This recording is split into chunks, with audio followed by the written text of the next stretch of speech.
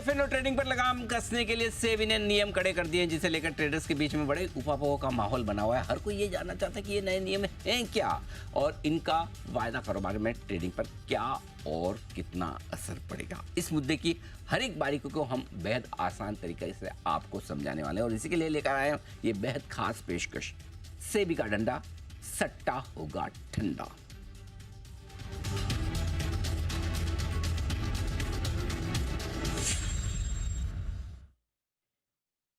इस मुद्दे पर जो बात करने वाले सबसे दमदार और सबसे बेहतरीन एक्सपर्ट्स जो हो सकते थे, हमने उन्हें चुना इस शो के लिए। एनमी के नेशनल प्रेसिडेंट विनोद कुमार गोयल साहब जुड़ चुके हैं और एनमी के ही पूर्व प्रेसिडेंट राजेश बाहेती साहब भी। बीएसई ब्रोकर फोरम के पूर्व प्रेसिडेंट उत्तम बागड़ी साहब हमारे साथ स्टूडियो में है और देश की दिग्गज brokerage firm Anand Rathi share and stock brokers के सीईओ रूप भूतरा साहब भी हमारे साथ कार्यक्रम में शामिल हो चुके हैं। आप सबका बहुत बहुत स्वागत है। उत्तम जी, शुरुआत आपके साथ करूंगा, क्योंकि आप तो एनबी के पूर्व प्रेसिडेंट, तो बीएसई ब्रोकर फोरम के तो पूर्व प्रेसिडेंट रह ही चुके हैं। लेकिन ये जो आप ये सब सुनते देखते ना कि सेबी ने स्टडी की 90% लोग नुकसान कर रहे हैं, या अभी कैश मार्केट की भी जो स्टडी आई, इनके लिए जो ये सारे डेटा निकल कर आए, जो इसके लिए स्टडी ग्रुप बना, उत्तम जी उसके भी मेंबर रह चुके हैं, राइट उत्तम जी? सही है। हाँ, तो चलिए सबसे पहले बताएं कि सर ये पूरा जो कुछ आया है सेबी की तरफ से नया एफएनओ सर्कुलर, ये कितना इफेक्टिव है रिटेल ट्रेडर्स का वायदा कारोबार में, इंडेक्स डेरिवेटिव्स में जो अनाप शनाप सट्टा हो रहा है, क्या ये इसे रोक पाएगा? कुछ हद तक डेफिनेटली, बिकॉज सो सडनली जैसे पूरी दुनिया में हुआ है, जीरो डे ट्रेडिंग इंडिया में बहुत पॉपुलर हो गया। तो एनएससी ने शायद 5 प्रोडक्ट निकाल रखे हैं, बीएसई ने 2 प्रोडक्ट निकाल रखे हैं। सबसे बड़ा इम्पैक्ट इस सर्कुलर के ये कि जो नंबर ऑफ प्रोडक्ट्स है वो कम किए जा रहे हैं। तो आपके पास रह जाएंगे दो प्रोडक्ट, एक सेंसेक्स का, एक निफ्टी का, जो आज के तारीख में शायद थर्सडे और फ्राइडे को एक्सपायर होता है। शायद एक्सचेंज उसका डेट आगे पीछे करे, बट ये 2 प्रोडक्ट रह जाएंगे जहां हम जीरो डे ट्रेडिंग कर पाएंगे निवेशक। सो दैट इज सबसे बड़ा चेंज, जिसे मैं कहूँगा सबसे बड़ा इम्पैक्टफुल चेंज है। उसके अलावा बाकी जो चेंज है वो इतना ऑप्शन होल्डर के लिए इतना कोई फर्क नहीं पड़ता, बिकॉज ऑप्शन राइटर पे ज़्यादा इम्पैक्ट करता है। तो ऑप्शन राइटर पर ज़्यादा इम्पैक्ट आएगा, ऑप्शन बायर पर नहीं। लेकिन असली मकसद तो ऑप्शन बायर को ही कंट्रोल करने का है, राइट? तो ऐसे में बाहेती साहब, क्या ऑप्शन बायर बढ़ी हुई लॉट साइज या फिर अपफ्रंट मार्जिन, इनसे उन पर कोई फर्क पड़ेगा सर? देखिए, आप प्रोडक्ट भी कम कर देंगे तो भी निवेशकों के पास, छोटे निवेशकों के पास ऑप्शन लेने की तो जरिया बना रहेगा, क्योंकि वो या तो जो वीकली प्रोडक्ट अभी चल रहे हैं उसमें ले लेंगे, या फिर वो और दूर के ऑप्शन ले लेंगे जहां लॉट साइज बड़ी होने के बावजूद टोटल प्रीमियम अमाउंट वही रहेगा। तो अगर सेबी की ये मंशा थी कि हम रिटेल, जो छोटे रिटेल है, उनको मार्केट में आने से रोकें, तो इससे बढ़िया एक तरीका था कि कोई ना कोई इनकम कैटेगराइजेशन कर देते या नेटवर्थ कैटेगराइजेशन कर देते, जिससे कि जो छोटे निवेशक है, जहां जो अपनी सारी पूंजी खो बैठने की रिस्क लेते हैं, उसके हिसाब से उनको लगाम हो जाता। लेकिन ये जो किया है, इससे भी फर्क पड़ेगा, लेकिन इससे ज्यादा जो प्रोफेशनल पार्टिसिपेंट्स हैं, मेरे ख्याल से उनको ज्यादा फर्क पड़ेगा और ओवरऑल वॉल्यूम्स मार्केट की कम होगी और लिक्विडिटी में थोड़ी सी फर्क पड़ेगी जरूर। ओके, लिक्विडिटी कम होगी, वॉल्यूम्स कम होंगे। बेहतर तरीका होता है कि जो भी ट्रेडर्स ट्रेड कर रहे हैं उनका इनकम सर्टिफिकेट या नेटवर्क सर्टिफिकेट माना जाए और उसके हिसाब से उनको ट्रेडिंग की छूट दी जाए। लेकिन गोयल साहब, चूंकि आप एनमी को रिप्रेजेंट करते हैं, प्रेसिडेंट है, ब्रोकर्स कैसे देख रहे हैं इनको और ब्रोकिंग बिजनेस पर किस तरह का असर पड़ेगा? लोगों को डर है कि भाई अल्टीमेटली तो 95, 97, 98% आप जानते हैं जितना वॉल्यूम है वो मैक्सिमम तो वायदा कारोबार से ही आ रहा है, एफएनओ से ही आ रहा है। तो क्या ब्रोकर्स के लिए बिजनेस कम हो जाएगा सर अब?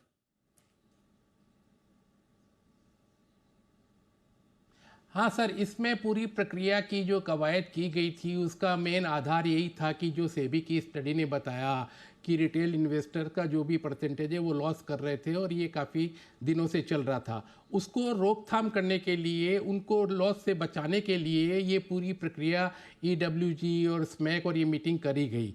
उसमें जो हमारे एनमी के हमारे ब्रोकर से हमने व्यू लिए, मंथन किया और जो सबमिशन किया, उसमें हमने 6 उपाय बताए थे कि उनके लॉस को रोकने के लिए जो ऑप्शन प्रीमियम, आपका strike price, upfront collection of premium lot size बढ़ाना, और जो भी ये सर्कुलर में अभी तक सबको पता चल चुका है। जो सबसे इम्पॉर्टेंट बात ये थी कि हमने ये कहा था कि इन उपायों को करने से ये जो रिटेल इन्वेस्टर नुकसान कर रहे हैं वो बच सकता है। हमने ये नहीं कहा था कि आप वो प्रोडक्ट ही हटा दो।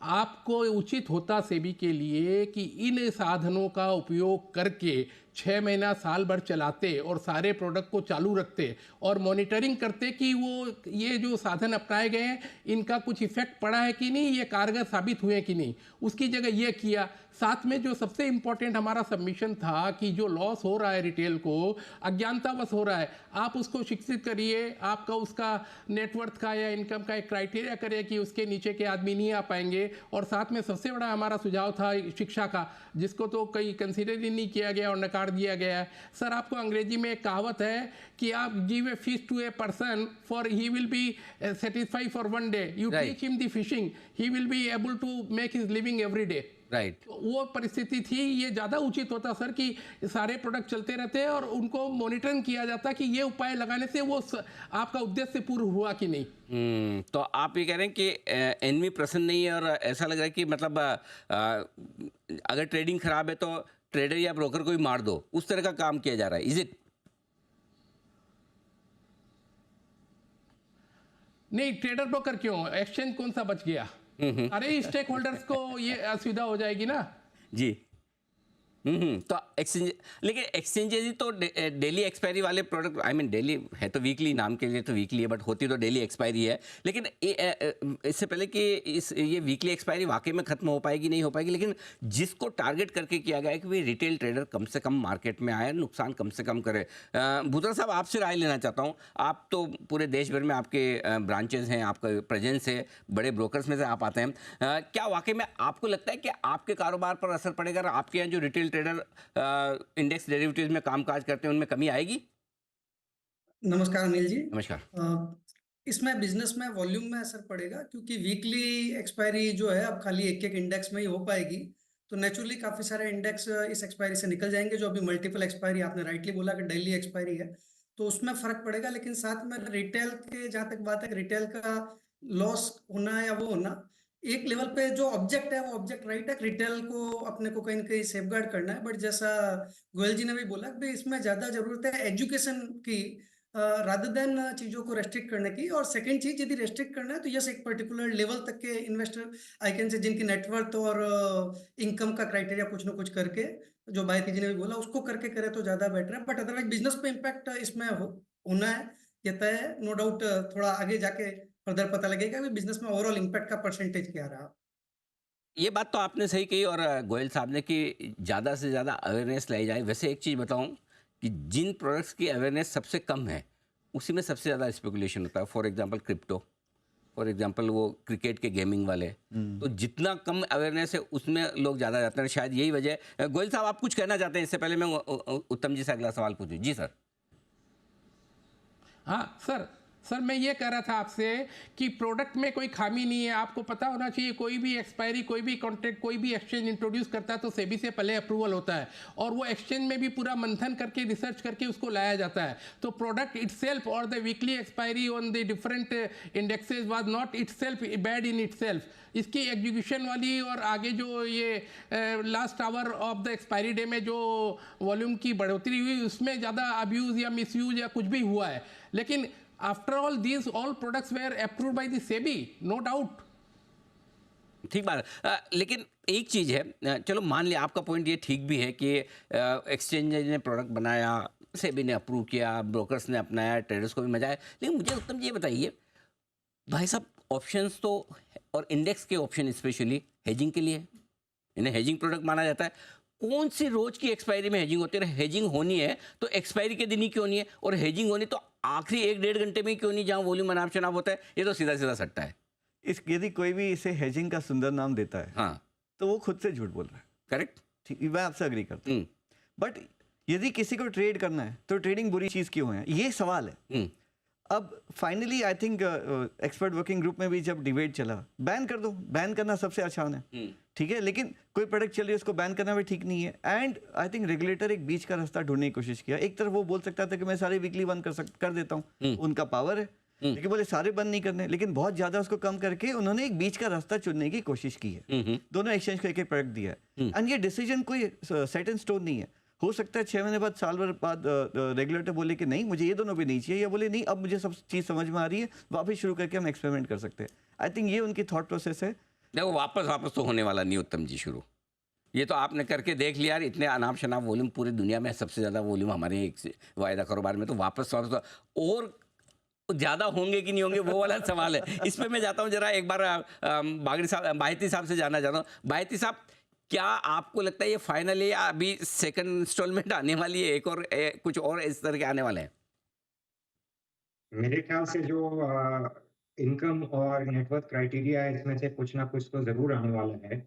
यहाँ पे ये रुकावट नहीं होगी, क्योंकि सेबी ने इसको बायती साहब, पहले ही ये पॉइंट नोटिस आपने भी दिया रखा, है। ये पॉइंट रूप जी ने भी रखा, ये पॉइंट गोयल साहब ने भी रखा कि 2017 में मुझे याद है जब ये प्रपोजल आया था भी कि नेटवर्क सर्टिफिकेट ले लिया जाए, तब ब्रोकर कहते हैं हम कोई चार्टर्ड अकाउंटेंट है, हम बना के दे सर्टिफिकेट, हम क्यों करें? तब तो मना करते थे। अब ये कड़ा वाला रूल आ गया तो आप कह रहे हो ये ले आओ। नहीं, अगर सेबी को कुछ करना ही है तो हम तो यही सजेस्ट करेंगे कि आपने अगर ये डिसाइड कर लिया है कि आपको ये रोकना है निवेशकों को मार्केट में आने से, तो उसका तरीका हम बता सकते हैं। हम तो ये नहीं बोल रहे हैं कि आप करो, ये हमारा प्रपोजल तो था ही नहीं कि आप इसमें कुछ भी करो। लेकिन अगर उन्होंने एक उद्देश्य रखा है, तो उस उद्देश्य को पूरा करने की जो सबसे बढ़िया तरीका है, वही हम सेबी को सजेस्ट कर सकते हैं। अच्छा, उससे ज्यादा हम क्या कर सकते हैं? ठीक बात है। गोयल साहब, ये बताएं कि ब्रोकर्स को सबसे ज्यादा आपत्ति, ये 6 नियम जो आए हैं उनमें से सबसे ज्यादा किस पे आपत्ति है? कौन सी चीज ज्यादा चुभ रही है? हाँ सर, ब्रोकर्स ने इन प्रोडक्ट्स को पॉपुलराइज करने में काफ़ी मेहनत करी, श्रम किया, समय दिया और एम्प्लॉयमेंट दिया। एक एक ब्रोकर आपको बताऊंगा जिनके पास 100 200 डीलर्स हैं जो इसको हैंडल करने के लिए उन्होंने एम्प्लॉय किए, वो all of a sudden unemployed हो जाएंगे। एक नंबर। दूसरी चीज़ ये है कि अभी इस आपके चैनल के माध्यम से वित्त मंत्री जी तक भी हमारे एनमी की बात पहुंचाना चाहूँगा कि उन्होंने जो इस बजट में ये जो ऑप्शंस है उस पर एसटीटी की रेट बढ़ाई है, और एक चैनल पे उन्होंने कहा था कि मैं एसटीटी की ये रेट बढ़ा रही हूँ जिससे ये रिटेल पार्टिसिपेशन रुके। लेकिन जब ये मेजर ले लिया गया सेबी ने और ये सर्कुलर, और इससे अगर वो रिटेल पार्टिसिपेशन रुकता है तो फिर उसको रोल बैक करना चाहिए। हम ड्यू कोर्स में सेबी से हमारे एनमी से सबमिशन देंगे, लेकिन अभी मैं आपको बता रहा हूं कि वो भी एक फैक्टर इसमें काम करेगा। इसके साथ जो स्टडी आई थी उसमें तो खुद ने सेबी ने स्वीकार किया कि 53% of the loss comprise of the brokerage and the transaction charges and STT and other levies, तो वो भी तो एक फैक्टर है ना। ठीक बात है। भूतरा साहब, आपको भी लगता है कि भाई कुछ और किया जा सकता था? बायती साहब का भी मानना है कुछ और क्या चीज़ ऐसी की, जैसे एंड ऑफ डे आपका भी, चारों जो एक्सपर्ट हैं हमारे पैनल पे, सबका मानना ही है कि भाई रिटेल का अनाप शनाप सट्टा नहीं होना चाहिए। जो कम समझदार लोग हैं, छोटे पैसे वाले लोग हैं, वो नुकसान करते हैं, और ज़्यादा समझदार high frequency trade, proprietary trade, algo trade वाले या हेज फंड्स, वो पैसा बना के चले जाते हैं। करेक्ट? इधर से पैसा उधर जा रहा है, राइट? क्या करना चाहिए जिससे ये रुक सके? दो तरीके हैं। पहला तो मैंने जो बोला कि इसकी अवेयरनेस सबसे बड़ी चीज है, वो मैंने पहले भी बोला, वापस रिपीट कर रहा हूँ। दूसरा इंपॉर्टेंट पार्ट है कि ये जो चीज की है इसमें ज्यादा इम्पैक्ट जो है वो इसलिए, मतलब रिटेल की यदि बात करें, लॉट साइज जो बढ़ाई है वो अपना आप में ही एक बड़ा कदम है, इसमें कोई शक नहीं है।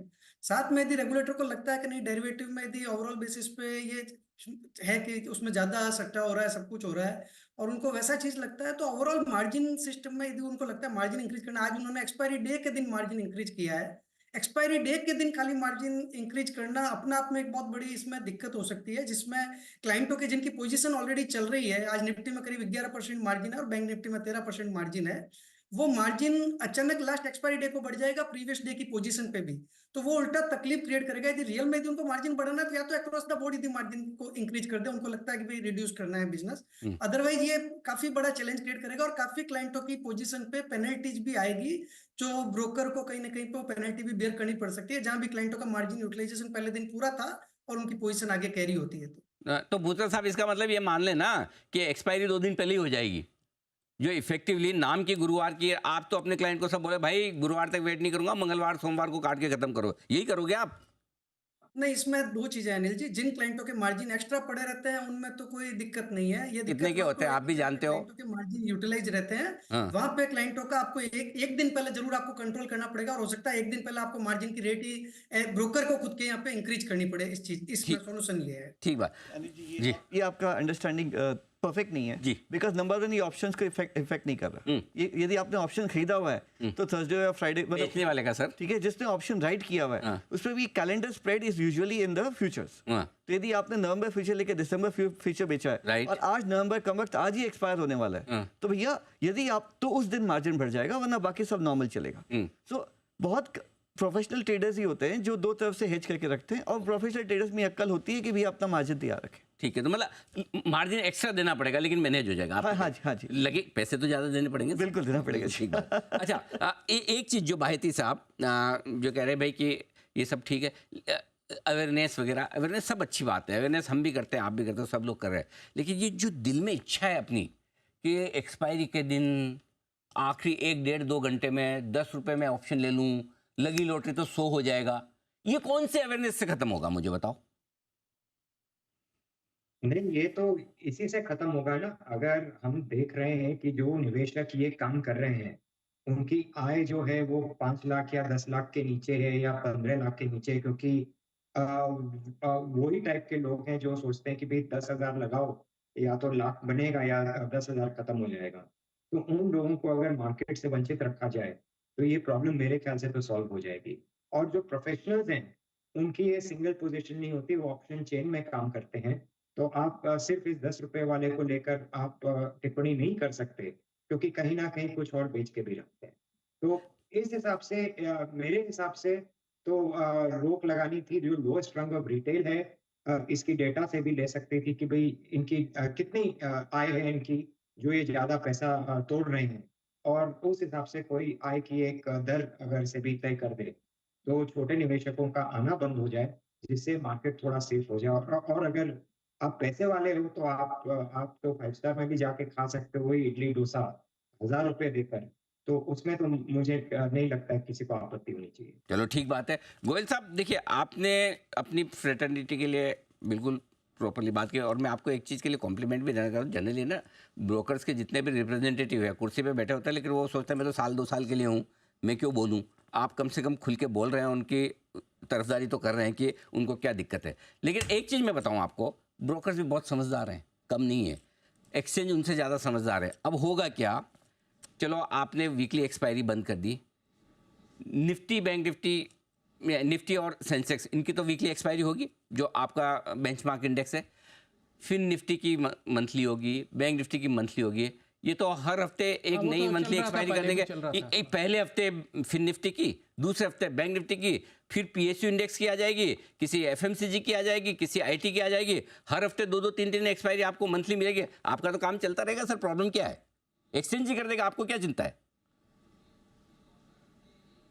हाँ हाँ, ये सोल्यूशन किसी स्मार्ट इन्वेस्टर ने बताया था, तो देखें एक्सचेंज इसको किस प्रकार लेते हैं। जी जी, तो फिर दिक्कत क्या है? आपको क्या फर्क पड़ता है मंथली हो या वीकली? आपको तो रोज एक्सपायरी चाहिए ना भाई। अगर रोज एक्सपायरी होगी तो आपके तो वॉल्यूम आते रहेंगे। जी बायती साहब कुछ कहना चाहते थे इसमें। जी बायती साहब। सेबी ये होने नहीं देगी। आप ये समझ के चलें कि कोई भी नया इंट्रोडक्शन है, हालांकि ये नॉर्म्स आ गए हैं, इसका ये मतलब नहीं कि एक्सचेंज को फ्री हैंड है कि वो जो इंट्रोडक्शन नया इंडेक्स करना चाहे या एफएनओ करना चाहे वो इंट्रोड्यूस कर सकते हैं। फाइनली एक साइन ऑफ सेबी की होगी, और सेबी इसको होने नहीं देगी।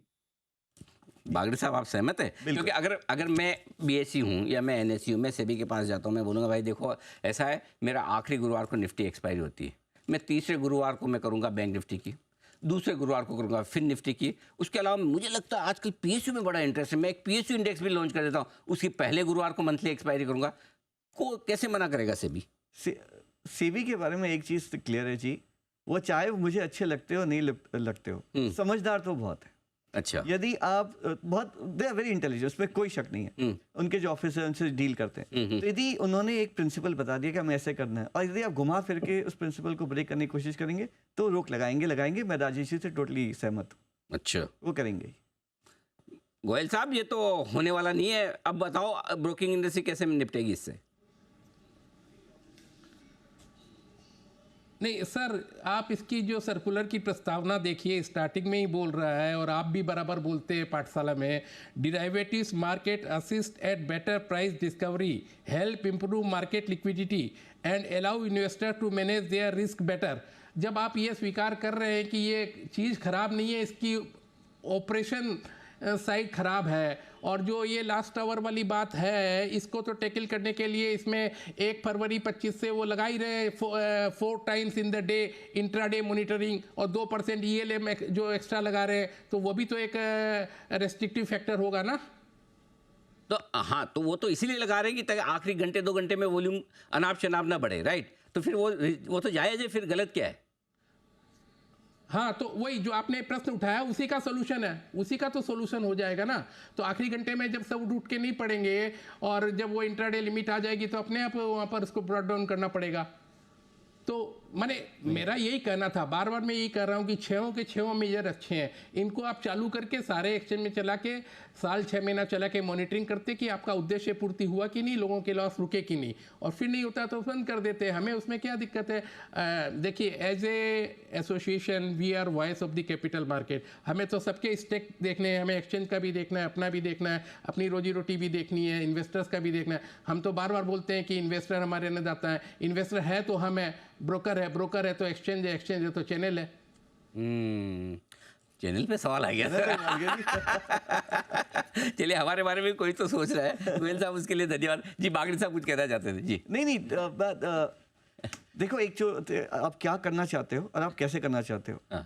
सेबी ने नक्की किया कि मुझे ऐसे ब्रेक लगाना है, तो ब्रेक लगाने के जितने भी नॉर्म्स है, जितने भी दिए हैं 6 में से, खाली एक इफेक्टिव होना है जिससे वो प्रोडक्ट्स कम कर रहे हैं। बाकी सबसे ऑप्शन राइटर के, ऑप्शन होल्डर को कोई फर्क नहीं पड़ने वाला। जो लिमिट है 500 करोड़ की लिमिट है, वो बड़े लोगों के लिए, छोटे लोगों के लिए लिमिट है नहीं। सो यदि वो जो करना चाहते हैं करने का ये मोस्ट इफेक्टिव जरिया है। अब ये उन्हें करना चाहिए कि नहीं करना चाहिए, उस पर हम अनलिमिटेड बहस कर सकते हैं। करेक्ट, उसमें कोई लिमिट नहीं है, but this is the most effective way of putting a stop. Daily वाली वीकली एक्सपायरी जो बंद होगी, रोज की एक्सपायरी, इससे सबसे बड़ा कंट्रोल होगा। इससे वॉल्यूम कम होगा, इम्पैक्ट कम होगा, वॉल्यूम मंथली की तरफ ज़्यादा शिफ्ट हो जाएगा। जो लोग, जिनको फिर भी ट्रेडिंग का शौक है, स्ट्रैटेजी लगानी है, लोग एक दिन के पुट की जगह 1 महीने का पुट लेंगे, या जो भी अवेलेबल है वो करेंगे। ये जो 2 प्रोडक्ट चालू है उसके अंदर खूब उसमें फिर भी एक्शन रहेगा फॉर सम टाइम, फिर उससे जजमेंट आएगा कि मार्केट क्या कर रहा है। बूथरा साहब कुछ कहना चाहते हैं जी।